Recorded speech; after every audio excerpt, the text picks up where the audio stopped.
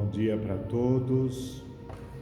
Nós vamos iniciar a meditação do Evangelho do próximo domingo, o capítulo 25 de Mateus, versículos de 31 a 46.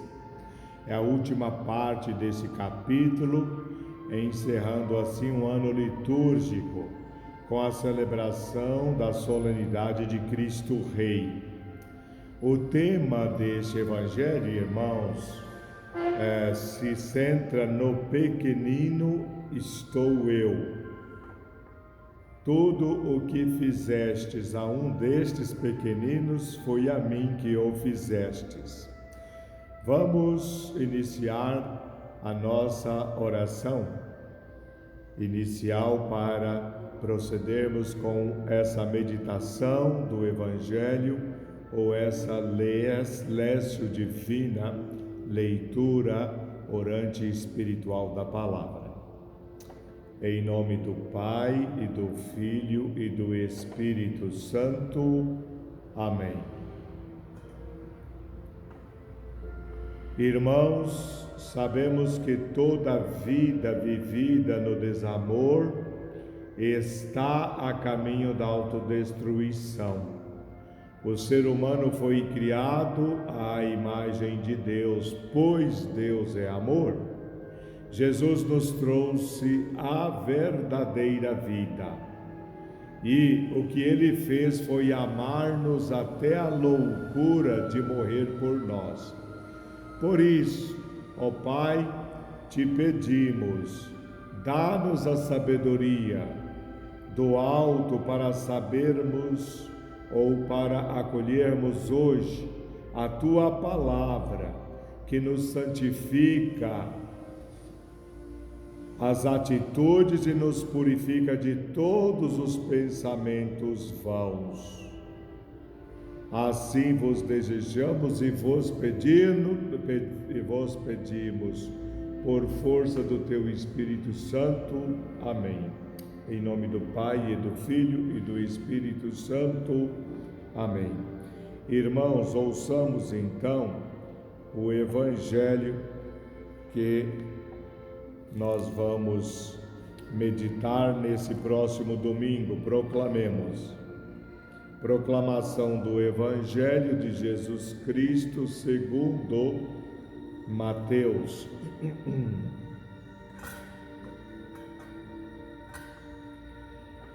Naquele tempo disse Jesus a seus discípulos: quando o Filho do Homem vier em sua glória, acompanhado de todos os anjos, então se assentará em seu trono glorioso. Todos os povos da terra serão reunidos diante dele, e ele separará uns dos outros, assim como o pastor separa as ovelhas dos cabritos, e colocará as ovelhas à sua direita e os cabritos à sua esquerda. Então o rei dirá aos que estiverem à sua direita: vinde, benditos de meu Pai, recebei como herança o reino que meu Pai vos preparou desde a criação do mundo. Pois eu estava com fome e me destes de comer, eu estava com sede e me destes de beber, eu era estrangeiro e me recebestes em casa, eu estava nu e me vestistes, eu estava doente e cuidastes de mim, eu estava na prisão e fostes me visitar. Então os justos lhe perguntarão: Senhor, quando foi que te vimos com fome e te demos de comer, com sede e te demos de beber? Quando foi que te vimos como estrangeiro e te recebemos em casa, e sem roupa e te vestimos? Quando foi que te vimos doente ou preso e fomos te visitar? Então o rei lhes responderá: em verdade eu vos digo que todas as vezes que fizestes isso a um dos menores de meus irmãos, foi a mim que o fizestes. Depois o rei dirá aos que estiverem à sua esquerda: afastai-vos de mim, malditos, ide para o fogo eterno, preparado para o diabo e para os seus anjos. Pois eu estava com fome e não me destes de comer, eu estava com sede e não me destes de beber, eu era estrangeiro e não me recebestes em casa, eu estava nu e não me vestistes, eu estava doente na prisão e não me fostes visitar. E responderão também eles: Senhor, quando foi que te vimos com fome ou com sede, como estrangeiro ou nu, doente ou preso, e não te servimos? Então o rei lhes responderá: em verdade eu vos digo, todas as vezes que não fizestes isso a um desses pequeninos, foi a mim que não o fizestes. Portanto, estes irão para o castigo eterno, enquanto os justos irão para a vida eterna. Palavra da salvação. Glória a vós, Senhor. Então, irmãos, vamos meditar esse evangelho. Primeiro vejamos a situação destes tais chamados pequeninos. O evangelho de Mateus, no final do capítulo 25, nos descreve uma cena poderosa e dramática que costumamos chamar de juízo universal. Mas talvez fosse mais exato defini-lo como a revelação da verdade última sobre o homem e sobre a vida. E vocês sabem por que disso? Porque a questão de fundo, pujante e central desta página monumental do Evangelho é o que restará de uma pessoa no final da sua vida. A parábola de hoje nos convida a que cada um faça uma conclusão, colocando diante uma comparação que começa com a apresentação de um rei pastor que separa, que divide, como fazia no Oriente, os pastores cada manhã, fazendo a distinção entre ovelhas e cabritos, um grupo à direita e o outro à esquerda. Em seguida, descreve uma série de ações que nos revela o fundamental. O que resta no final da vida, irmãos, é o amor dado e recebido. As ações que descrevem esse amor são 6, como nós vimos no Evangelho. Tive fome, tive sede, era estrangeiro, migrante, estava nu, estava enfermo, estive encarcerado. A respeito de estar preso, aqui não é especificado para nós se a pessoa ela é culpada ou inocente. Nestas 6 condições apresentadas de desgraça, a reação é sempre a mesma, tanto para aqueles que fizeram alguns, ou para aqueles que deixaram de fazer a outros. Tu me ajudaste quando eu tive fome, quando tive sede, quando andava sem teto e não tinha onde dormir, porque era um migrante, quando estava nu e não pude me cobrir de frio, quando eu estava enfermo e não tinha medicamentos, ou quem me atendesse ou me cuidasse quando eu estive encarcerado e as pessoas tinham medo de ir me visitar na prisão. Então nós temos aqui 6 preciosos exemplos, mas são apenas, irmãos, exemplos. Não são todas as possibilidades. são apenas paradigmas, modelos referentes de situações nas quais se espera uma ajuda concreta ou uma proximidade. Notamos aqui que são 6 passos de um caminho. Aqui, a substância da vida se chama amor, que é o mais formoso do ser humano, o mais formoso de Deus e o mais formoso de se viver. Existem aqui, apresentado nesse Evangelho, 6 passos para nos orientar, para nos guiar na direção do reino. A terra como Deus a sonha. E para intuir traços novos do rosto de Deus que nos encanta e nos fascina, cada vez que voltamos a contemplar esta página que fala do homem, mas ela também fala de Deus.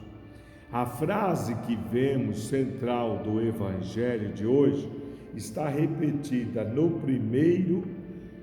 na primeira frase em positivo e depois na segunda em negativo.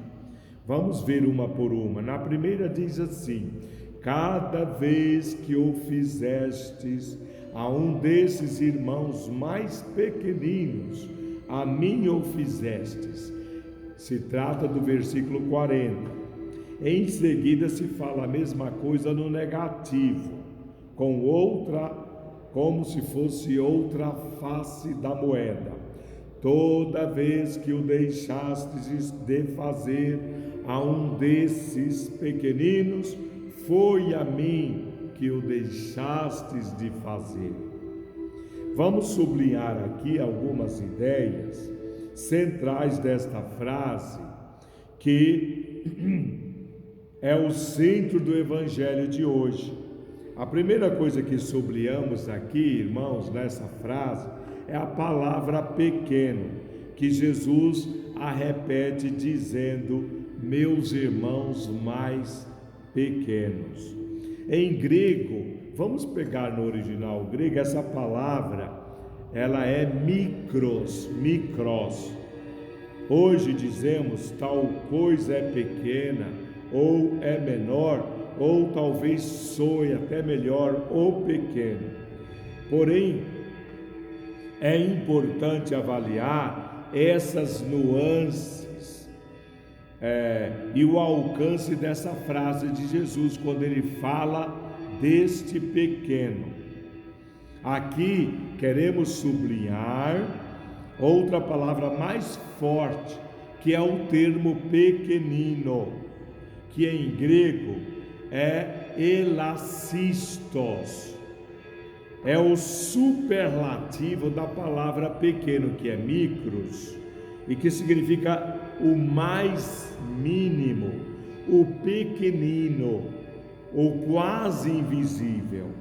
Faça essa observação de caráter filológico, porque é importante que a gente compreenda tudo que Jesus fala ou o que ele quer descrever. Aqui, irmãos, não se trata somente de uma pessoa que foi descuidada ou esteja necessitada, mas refere-se antes a uma pessoa que é mais necessitada e que esteja numa situação de vulnerabilidade, uma pessoa que a sociedade ignora e a torna invisível, uma pessoa desvalorizada e não reconhecida em sua dignidade, uma pessoa posta de lado porque está enferma, porque está encarcerada, porque é migrante sem trabalho, e para a sociedade elas são improdutivas economicamente, portanto são postas de lado e descartadas. Isto é o que o grego chama de elastistos, ou seja, menores, os mínimos, que se quer dizer. Essas pessoas são tratadas aqui como incômodas e não exclusivamente de pessoas com algum tipo de carência. Por exemplo, ao lermos essa frase, estive preso, não significa que essa pessoa tenha sido encarcerada por merecer, como se fosse um injusto ou um justo, pois o texto não diz nada a respeito. Nessa época na qual foi escrito o Evangelho de Mateus, entre os anos 70 ou 70 depois de Cristo, a pessoa que fosse visitar alguém na prisão, ela se colocaria numa situação muito complicada frente às autoridades romanas, que ocuparam com violência todo o território de Israel e a cidade de Jerusalém, a qual foi completamente destruída juntamente com o templo. Gente, neste tempo, muitas pessoas foram perseguidas como rebeldes até a morte. Outras sobreviventes tiveram que fugir para a Galileia, em território mais seguro, de onde provavelmente foi redigido este Evangelho de Mateus. Essas pessoas foram forçadas a migrarem por conta da ocupação romana, saindo da cidade de Jerusalém para irem ao norte da Galileia. Portanto, as palavras de Jesus, elas ressoam aqui muito fortes para esta comunidade que escuta o Evangelho. Muitas das pessoas que haviam participado dessa guerra contra os romanos, elas ficaram encarceradas, presas. Agora vocês não imaginam o que significava ter que visitar essas pessoas presas por uma razão política, e a gente teve que correr o risco. Imagina seu pai preso, seu irmão, alguém conhecido da sua comunidade, da sua igreja. Você não poderia se omitir de ir lá fazer essa visita a essa pessoa presa, irmãos, mesmo correndo esse risco.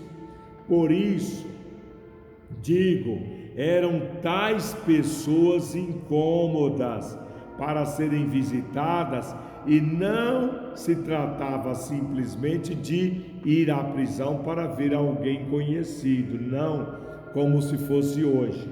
O ambiente da Palestina desta época era de guerra, e daí a situação de penúria por todos os lados, porque faltava alimentos, bebidas, roupas. As pessoas perderam seus bens, suas propriedades. Elas estavam enfermas tanto fisicamente quanto psicologicamente, sobretudo provenientes do terror e da violência instaurada, e encarceramentos que não eram por crimes comuns, mas por razões políticas, pela dominação romana. Certamente, fazer caridade nessas circunstâncias era uma questão muito complexa e até mesmo envolvendo um risco. Vocês entenderam a dificuldade desse eu estive preso, eu estive com fome, eu estive com sede? Contudo, quero lembrar ainda a vocês que essa comunidade de Mateus, ela tinha uma marca muito judaica no aspecto cultural muito forte, ao ponto de se pensar naquela época que os enfermos existiam porque estavam pagando por seus pecados, ou que o migrante, o estrangeiro, seria uma pessoa que me perturba a tranquilidade e incomoda ao vir de quando em quando pedir um pão à minha porta. Essa era uma mentalidade errada que se cultivava naquela época. Portanto, Mateus vai mostrar para esses membros da comunidade que o coração tem que se abrir ao outro, à caridade, ao amor ao necessitado.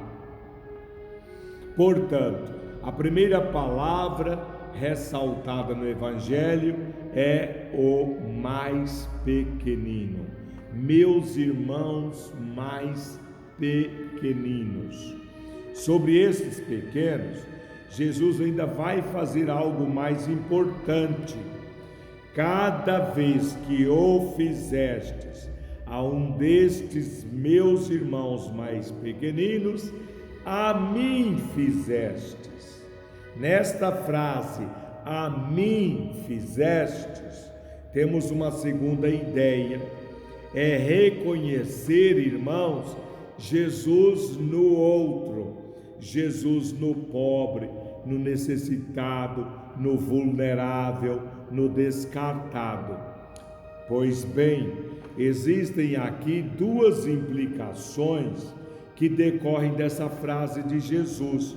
A primeira, o reconhecimento de Jesus nestes tais pequeninos. Segunda ideia, a ajuda concreta que tem que ser feita. É como se Jesus dissesse: neles vós me reconhecestes, aí vós colocastes o seu serviço.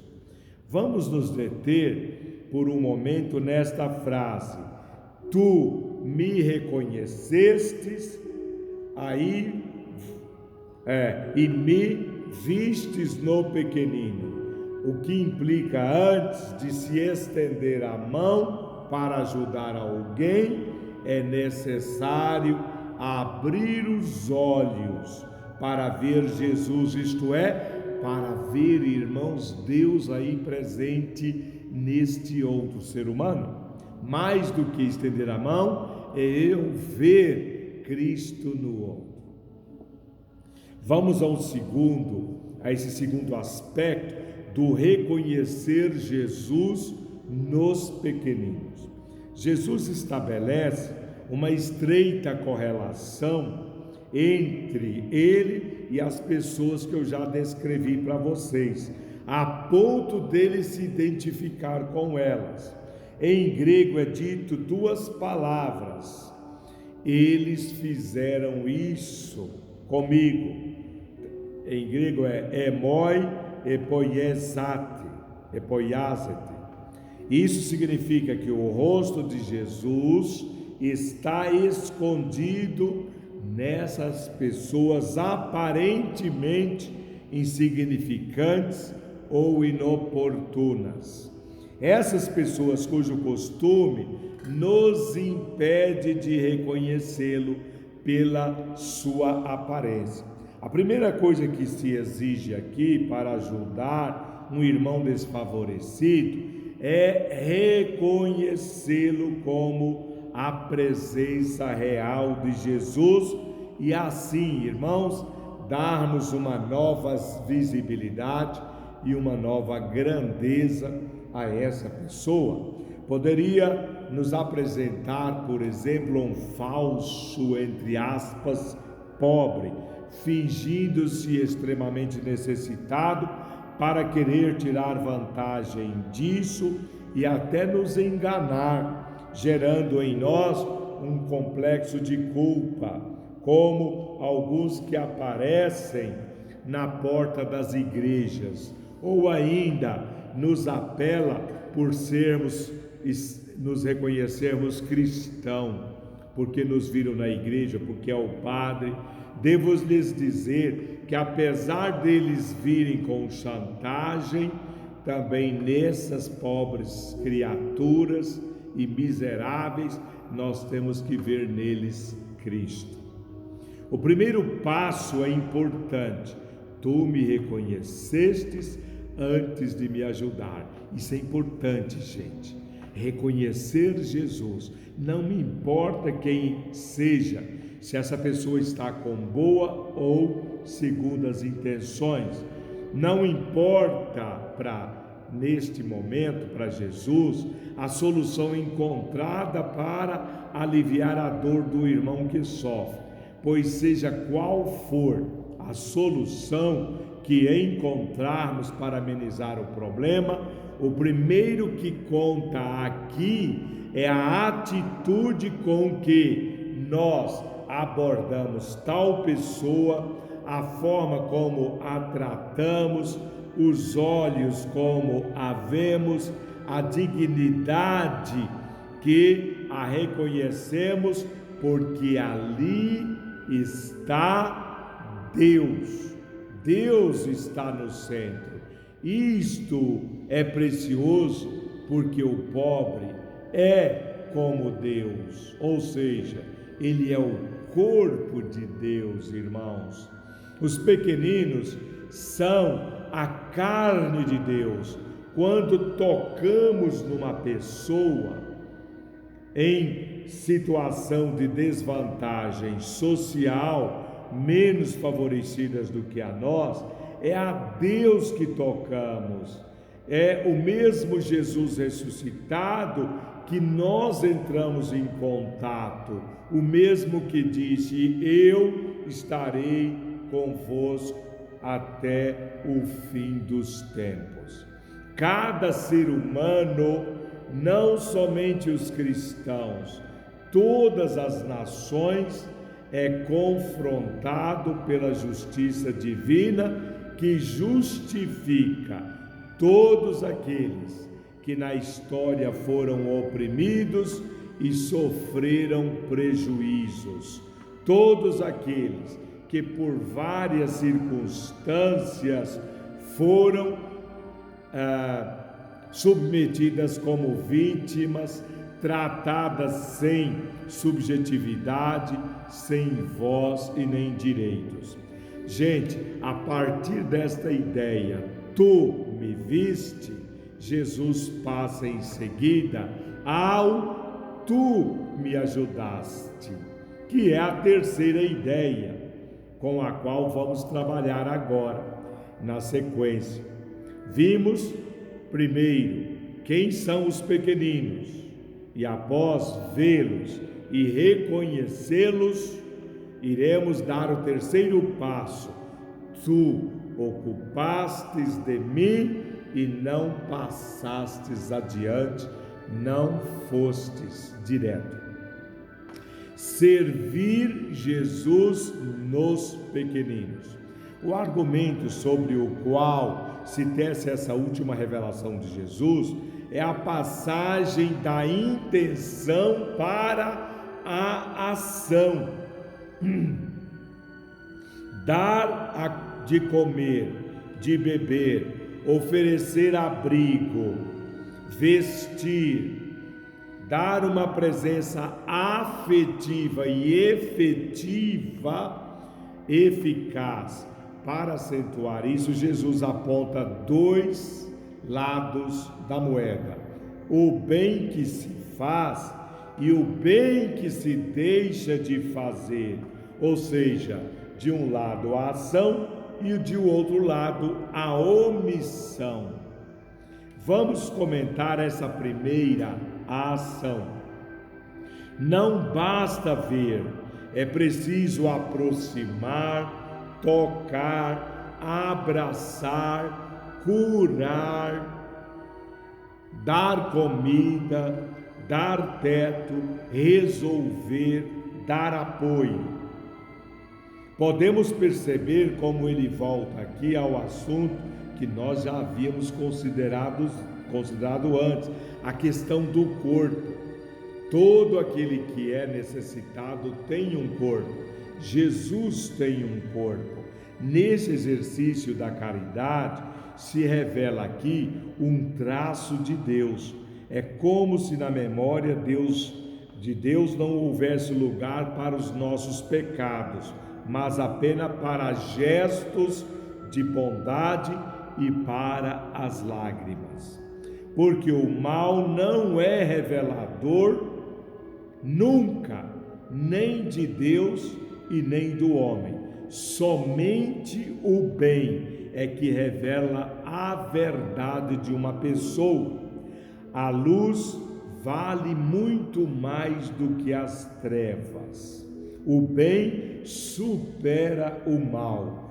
Deus não desperdiça a nossa história, nem muito menos a sua eternidade, atuando como vigilante de nossos pecados ou de nossas sombras. Como não quer que ninguém se perca, não esquece nenhum esforço generoso, nenhuma paciência dolorosa, como um bem que circula nas veias do mundo, como uma energia de vida, agora e para a eternidade. Gente, vamos comentar também o outro lado, a questão da omissão. As fortes palavras dirigidas no final do Evangelho para aqueles que nada fizeram: apartai-vos de mim, malditos, são acompanhadas, como no caso positivo, pelo efeito surpresa. Quando te vimos, Senhor, quando foi que te vimos? Que dá origem às justificativas e às desculpas. Senhor, nós não te vimos. Estamos nos desculpando? Estamos tentando nos justificar. Estas pessoas que Deus deixa de lado, que mal elas cometeram? Estas pessoas, gente, não adicionaram o mal ao mal. Elas não fizeram mal, porém, não se esqueça, se omitiram. Quem deixa de fazer o bem, acaba fazendo o mal, ou permitindo que o mal se alastre, se espalhe. Pois então, o erro destas pessoas, irmãos, consistiu em ficar sentados de braços cruzados. O problema está aqui na falta de comprometimento real. Muita conversa, mas nada de concreto na prática. Quem peca por omissão, nada contribui para a vida. Não basta se justificar dizendo: não fiz mal a ninguém, porque também se faz o mal com o silêncio. Ali, diante do Cristo que estava crucificado, todos o abandonaram, todos se calaram. Pois então, irmãos, colabora-se com a morte do outro quando alguém fica a olhar o espetáculo pela janela. Não se comprometer com o bem comum, observar os touros do lado de fora, é tornar-se cúmplice do mal comum, da corrupção, das máfias. Vocês lembram das tiranias, das grandes injustiças, dos inocentes sacrificados que houveram nos regimes totalitários que se levantaram contra uma nação e contra o mundo? Quantos se calaram? O Papa Francisco chamou essa atitude de globalização da indiferença. Enfim, o que acontecerá no último dia mostra que a verdadeira alternativa não está entre sermos pessoas ou não, nem frequentarmos ou não a igreja. Está antes entre se alguém é capaz de parar diante do homem ferido e estender-lhe a mão e colocá-la no ombro, ou olhar para o outro lado e fingir que não vê, para se ocupar dos nossos afazeres. Quem se recusa a ajudar um irmão que necessita, fica de mãos vazias no final, vazio até mesmo do reino de Deus. O reino de Deus não é uma realidade que vai além das belas celebrações ou dos conjuntos de doutrina a serem seguidos na igreja, embora que tudo sejam necessárias, mas transbordam, irmãos, o reino numa dimensão inimaginável do coração que sabe amar e servir a todo o ser humano.